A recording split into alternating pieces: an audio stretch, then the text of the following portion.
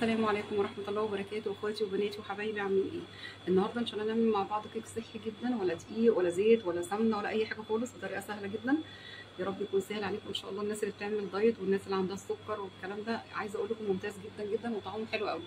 ان شاء الله يكون سهل عليكم، تجربوه. ايه رأيكم فيه؟ هنعمل مع بعض طريقتين مختلفين. يا رب ما اطولش عليكم الفيديو بس عشان ما تزهقوش مني، ان شاء الله يعجبكم باذن الله. تعالوا كده حبايبي نشوف شكل الكيك بتاعنا كده من جوه عامل ازاي. عايزه اقول لكم ما شاء الله هش جدا جدا، شايفين شكله كده؟ شايفين ما شاء الله؟ الطعم تحفه. شايفين الشكل كده؟ شايفين ما شاء الله هش جدا كانها كيكه بجد. لو انتي مش بتفضلي طعم الزبادي ما تحطوهاش، بس هي الصراحه طعمها حلو مش وحش. بسم الله الرحمن الرحيم، ونسمي الله ونصلي على رسولنا الكريم. ونشوف المكونات اللي معانا ايه. انا عندي ده صباع موز كبير كده، عندي فانيليا 3 معالق كبار جوز هند، نص معلقه صغيره بيكنج باودر، بيضه واحده بس. هنحتاج على الكلام ده معلقه خل، مفيش اكتر من كده. كل اللي نعمله هنهرس الموز بتاعنا كده بالشكل ده. ان شاء الله هنزل لكم طرق تانية تكون سهله جدا بالفاكهه كده، ولا نحتاج لا دقيق ولا زيت ولا سمنه ولا اي حاجه خالص. نهرسها كويس جدا بالطريقه دي بس كده بالشكل ده. لو انت حباها ناعمه قوي هرسيها اكتر من كده، لو حباها بالطريقه دي حلوه مفيش اي مشكله. انا بحب الصراحه قطع الموز تبقى باينه فيها شويه. هضيف عليها البيضه، هضيف عليها البيضه كده بالشكل ده، واضيف عليها الفانيليا، رشه كده من الفانيليا تكون كويسه. يعني لو ما عندك اكياس هتحطي بس كيس واحد فانيليا. هنضيف معلقه من الخل كده، معلقه صغيره برضو، وهندوب كل المكونات مع بعضها. وكده خلاص هرسنا كل المكونات بتاعتنا كويس. هنضيف بقى جوز الهند والبودر معاهم كده مع بعض، نقلب كده بالراحه. طريقتها سهله جدا جدا ومتاخدش اي حاجه، هتطلع لي قالب حلو قوي طعمه جميل جدا. وان شاء الله نعملها تانية، يعني مره تانية ان شاء الله هوريكم طرق تانية بالفواكه مختلفه شويه تعجبكم جدا ان شاء الله.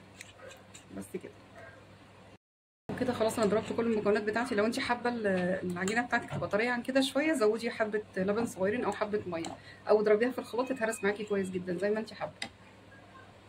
انا هضيف عندي حوالي معلقتين لبن كده عشان انا مش ضرباها في الخلاط. لو ضرباها في الخلاط هتبقى ناعمه جدا مش هتاخد حاجه، هتبقى طريه معاكي شويه، القوام بتاعها يبقى ناعم كده.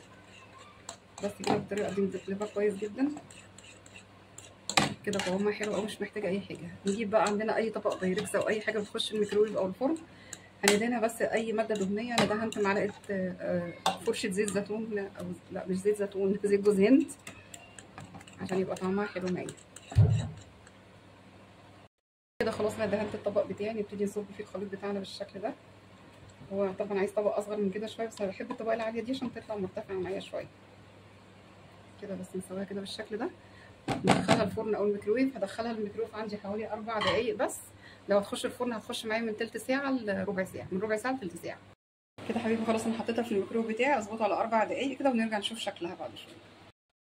كده حبيبي نظبط الميكرويف بتاعي، نتك على التايمر كده، نظبط 4 دقايق كده.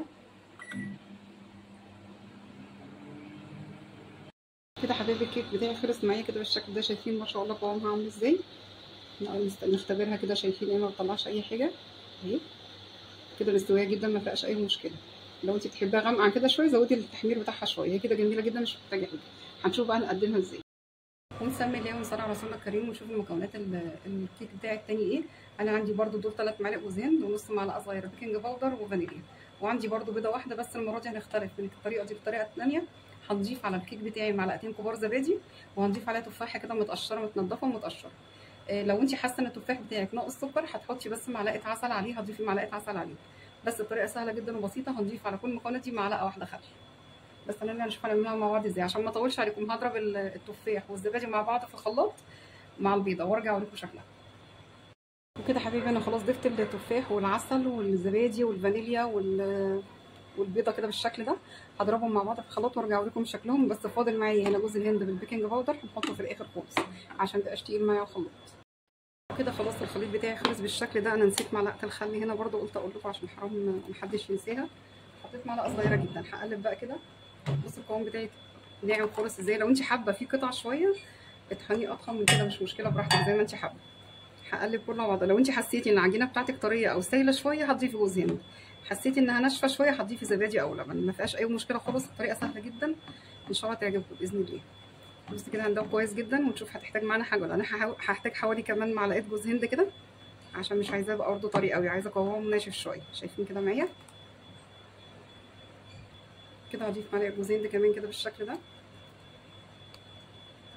بس مش محتاجه اكتر من كده. الطريقه سهله جدا. هقلبها بقى في الطبق بتاعي، برضو اي طبق بايركس كده بيخش معايا الميكرويف، هفضيها فيه ونرجع نشوف شكلها.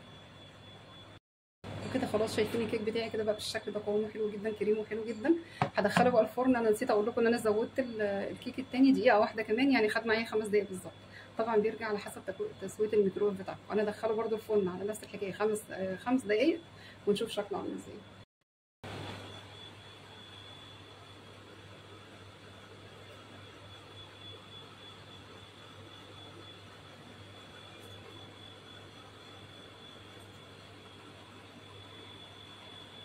تعالوا كده حبايبي نشوف شكل الكيك بتاعنا كده من جوه عامل ازاي. عايزه اقول لكم ما شاء الله هش جدا جدا. شايفين شكله كده؟ شايفين ما شاء الله. الطعم تحفه. شايفين الشكل كده؟ شايفين ما شاء الله هش جدا، كانها كيكه بجد. لو انتي مش بتفضلي طعم الزبادي ما تحطوهاش، بس هي الصراحه طعمها حلو مش وحش. شايفين كده شكل الكيك بتاعي من جوه عامل ازاي؟